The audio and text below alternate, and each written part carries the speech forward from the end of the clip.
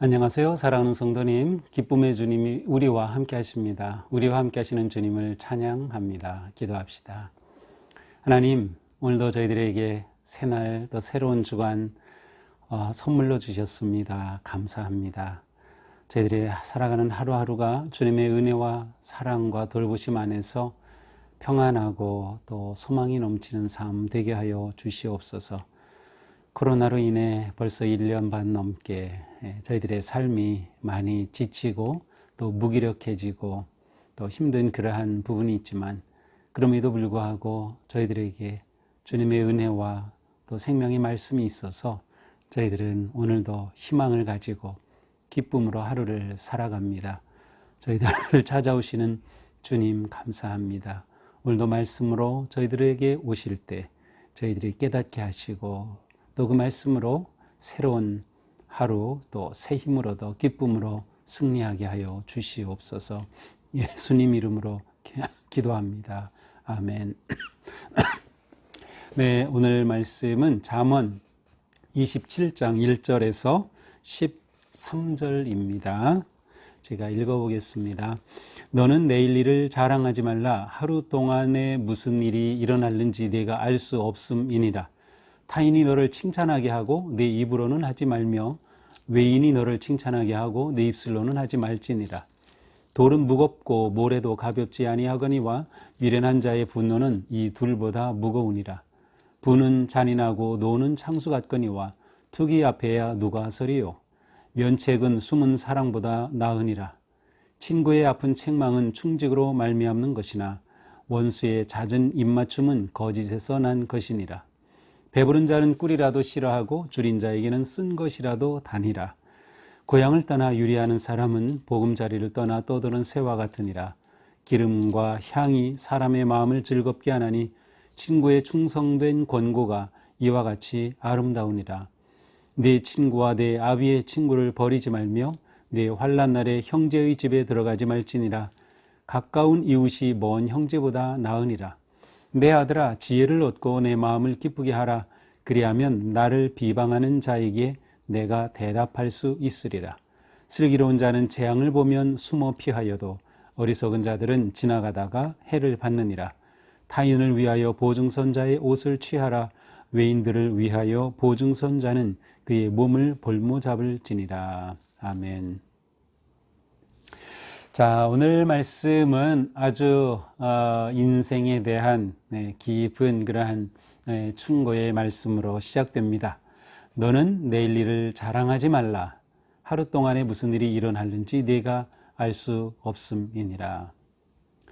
자, 이 말씀은 우리가 우리 인생에 대해, 나 자신에 대해 깊이 생각하고 돌아보게 합니다. 내일 일을 자랑하지 말라. 내일 일이 무엇인가요? 그렇죠. 우리가 살아야 할 미래입니다. 그러나 이 미래는 우리가 어떻게 할 수 없는 시간입니다. 하나님께 속한 영역이죠. 우리는 내일을 알 수 없어요. 그래서 하루 동안에 무슨 일이 일어날지 우리는 아무것도 알지 못하죠. 그러므로 내일 일을 자랑하는 것은 어리석은 것이다 라는 거죠. 2절은 또 다른 자랑을 말하네요. 타인이 너를 칭찬하게 하고 내 입으로는 하지 말며 외인이 너를 칭찬하게 하고 내 입술로는 하지 말지니라. 자, 내일 일을 자랑하는 사람 어리석죠? 그런데 2절에 보니까 타인이 너를 칭찬하게 하라. 내 입으로는 하지 말라. 자기를 자랑하는 사람이 또 있어요. 보통 자화자찬이라고 하죠. 그런데 이것도 어리석은 겁니다. 스스로 자기를 높이고 스스로 자기를 자랑하는 것은 하나님 앞에 아주 어리석은 것이죠. 거꾸로 내가 아니라 다른 사람이 나를 칭찬하고 다른 사람이 나를 자랑하도록 하는 것이 정말 지혜로운 일입니다. 그래서 타인이 너를 칭찬하게 하고 외인이 너를 칭찬하게 하고 내 입술로는 하지 말지니라 라고 말합니다. 자, 우리는 왜 내일 일을 자랑하면 안 되고 우리 스스로를 칭찬하면 안 될까요?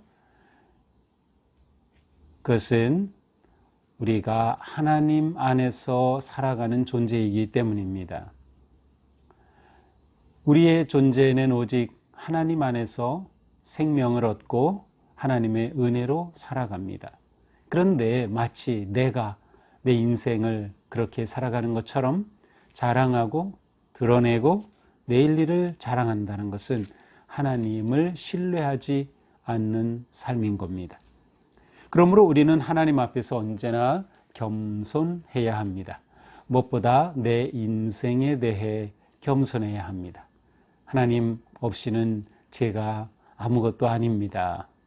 또 제가 이룬 것, 제가 성취한 이 모든 것 다 하나님의 은혜입니다. 라는 겸손함, 그것이 우리에게 필요한 일이죠. 우리가 겸손해지면 다른 사람이 우리를 높여줍니다. 이것이 잠언이 우리에게 가르쳐주는 인생의 지혜입니다. 3절, 돌은 무겁고 모래도 가볍지 아니하거니와 미련한 자의 분노는 이 둘보다 무거우니라. 부는 잔인하고 노는 창수 같거니와 투기 앞에야 누가 서리요. 자, 3절과 4절은 분노에 관한 말씀입니다. 돌은 무겁죠. 그래서 가라앉죠. 모래도 당연히 무겁죠. 가라앉아요. 그런데 미련한 자의 분노는 이것보다 더 무겁다. 무겁다는 말은 부담이 된다, 짐이 된다, 고통이 된다, 괴로움이다, 이러한 뜻입니다. 그러니까 분노가 우리의 삶을 무겁게 만듭니다. 그렇죠. 우리가 분노할 일이 생기면 우리 마음이 무거워지고요. 우리 인생이 힘들어집니다. 고통스럽습니다. 부담이 생기는 거죠. 그러니 이 분노를 잘 다스리는 것이 중요합니다. 4절에서 그래서 분노가 잔인하다. 분노는 창수와 같이 그렇게 홍수가 몰아치는 것처럼 우리 인생을 그렇게 몰아치게 됩니다. 동시에 투기 앞에야 누가 서래요. 투기는 질투하는 거죠. 시기하는 것입니다. 분노와 질투는 우리를 상하게 합니다. 그러므로 우리는 분노를 잘 다스리는 삶을 살아야 합니다. 근데 이게 정말 쉬운 게 아니죠. 왜냐하면 분노는 갑자기 확 일어나기 때문이죠. 뭐 조금씩 생기는 것이 아니라 대체로 분노는 확 일어나는 그런 순간적인 일이기 때문에 그러한 분노를 다스리는 것은 쉽지는 않습니다. 그러나 우리가 평소에 하나님의 말씀으로 우리 마음을 채우고 또 하나님 앞에서 내 자신의 인생을 돌아보게 될 때 우리는 어떤 상황에서 분노할 때 그 분노에 내 마음을 빼앗기지 않습니다. 그래서 분노를 다스릴 수 있는 마음, 아니면 분노를 긍정적인 에너지로 바꿔내서 그래서 내 삶이 그 분노의 무게에 짓눌리지 않는 삶을 살게 되는 것이죠. 예수님을 믿는 그리스도인들은 대체로 늘 기도하고 또 말씀 앞에 설 때에 우리에게 이러한 분노할 일이 일어나고 질투와 시기할 일이 일어날 때에 하나님의 말씀과 성령님의 도우심 가운데 우리의 마음을, 생각을 조절하게 되고 그래서 우리의 삶은 평안함 가운데 나아갈 수 있게 됩니다. 5절, 면책은 숨은 사람보다 나으니라. 자, 면책이라는 것은 그냥 면책, 가장 많이 쓰는 것은 예를 들어서 무슨 형벌을 면해준다 그러죠. 면벌, 면책이란 말이 있는데 여기서 다는 그런 단어가 아니고요. 면은 얼굴면입니다. 면상이라고 하죠. 얼굴면. 그러니까 얼굴 앞에서 책망한다는 뜻이에요. 면책은 바로 솔직하게, 정직하게 바로 눈앞에서, 얼굴 앞에서 책망한다는 것입니다. 그런데 이러한 책망, 솔직한 책망은 숨은 사랑보다 낫다. 그러니까 누군가가 우리에 대해서 우리의 부족함, 우리의 잘못된 것, 우리의 그릇된 것을 말해주고 책망해주는 것을 잘 긍정적으로 받아들이라는 것입니다. 6절도 같습니다. 친구의 아픈 책망은 바로 면책이죠. 충직으로 말맞는 것이나 원수의 잦은 입맞춤은 거짓에서 난 것이니라. 누가 우리에게 충고하고 책망할 때 우리는 그것을 받아들이기가 정말 쉽지 않고 힘들어요. 그럼에도 불구하고 그러한 것이 상대방이 정말로 그 친구가 나를 사랑하기 때문에 충성스러운 마음으로 충직으로 나에게 그렇게 책망을 한다면 그것은 나를 위한 것이고 나에게 큰 도움이 되는 것입니다. 내게 유익함이 되는 거죠. 반면에 악한 사람은 오히려 아첨하면서 입맞춤으로 거짓을 숨깁니다. 그러니까 우리는 이런 것을 잘 분별할 수 있어요. 누가 나에게 아첨하고 잘해준다고 무조건 좋아하지 말고, 또한 친구가 나에게 진정한 우정으로 책망할 때 그것을 무조건 거부하지 말고, 책망을 받아들일 줄 알고 악한 자의 원수의 아첨은 구별하고 멀리할 수 있는 그러한 지혜가 우리에게 필요합니다. 7절 배부른 자는 꿀이라도 싫어하고 줄인 자에게는 쓴 것이라도 다니라. 배부른 자는 배가 부르기 때문에 아무리 단 꿀을 준다 하더라도 그걸 이렇게 먹으려고 하지 않을 겁니다. 그러나 아주 배고픈 사람에게는 쓴 것이라도 보잘것없는 빵 한 조각이라도 배고픈 자에게는 너무도 맛있는 거죠. 그러니까 이것은 무엇을 말하나요? 상황에 따라서 가치가 달라질 수 있는 겁니다. 이것이 항상 좋은 것은 아니에요. 어떤 상황에서는 좋을 수 있지만 어떤 상황에서는 별로 가치가 없는 것일 수 있다고 하는 것이죠. 자, 절대적인 가치는 없는 것이다. 무엇을 빼고? 하나님의 사랑과 지식을 빼고, 그것이 무엇이에요? 지혜입니다. 지혜는 어느 때든 소중합니다. 하나님의 사랑은 어느 때든 귀합니다. 하나님을 경외하는 것이 지식의 근본이라고 했으므로 하나님을 예배하는 것 언제나 가치 있는 일이죠. 그러니까 우리는 항상 가치 있는 것에 절대적인 의미를 두고 그것을 지켜내는 것이 매우 중요합니다. 8절 고향을 떠나 유리하는 사람은 보금자리를 떠나 떠도는 새와 같으니라. 그렇죠. 이 말씀은 그냥 세상에서 보여지는 그 모습을 그대로 보여주는 겁니다. 고향을 떠난 사람은 고생한다, 그런 말 있죠. 고향 떠나면 고생한다. 그렇습니다. 고향을 떠나 유리한다. 이것도 정착하지 못하고 이리저리 유리한다면 그것은 보금자리를 떠난 새와 같이 정처 없는 인생이다 라는 거죠. 그러니까 무엇인가 우리는 고향이 있어야 되는 거. 고향에 있을 때 우리는 안정되고 평화롭습니다.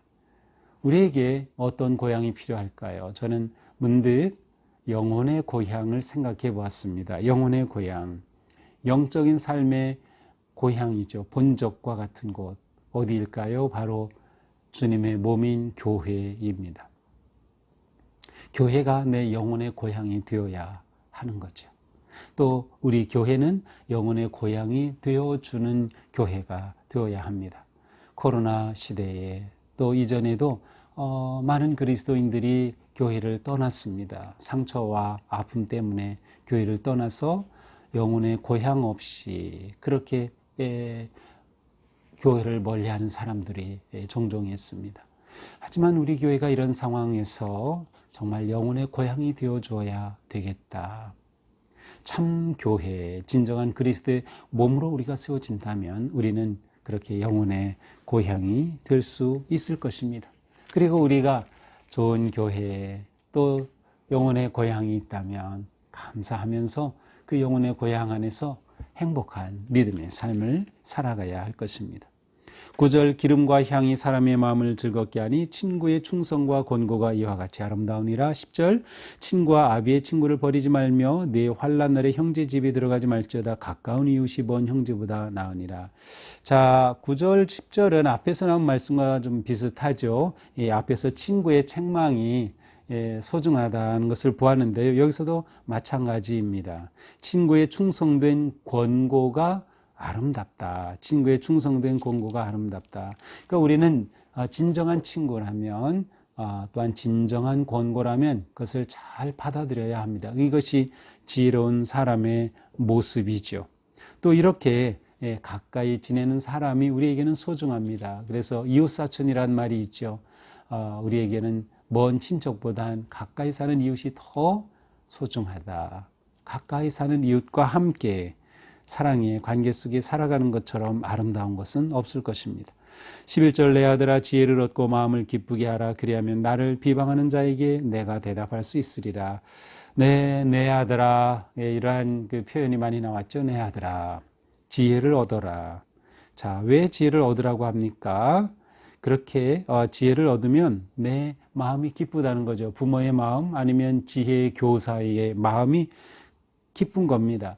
우리가 자녀를 볼 때 자녀가 지혜롭게 행동하고 지혜롭게 말하고 지혜롭게 산다면 얼마나 기쁠까요? 또 다음 세대가 그렇다면 우리 교회는 정말 행복한 교회일 것입니다. 이렇게 지혜를 얻기를 권고합니다. 또 이렇게 자녀가 지혜의 삶을 살아가게 되면 그것으로 인해서 부모는 아주 담대해지고 부모는 또한 든든한 그러한 마음을 가지게 됩니다. 그래서 누가 비방한다 하더라도 그것에 대해서 대답할 수 있는 거죠. 자신감 있는 거죠. 우리 자녀가 이렇게 지혜롭게 살고 있다는 확신은 이처럼 부모를 든든하게 해줍니다.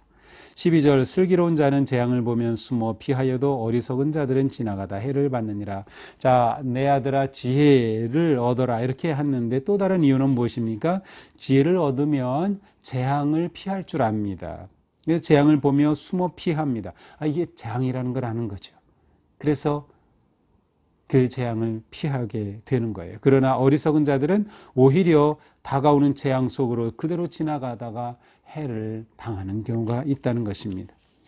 지혜는 우리를 재앙으로부터 건져주기도 합니다.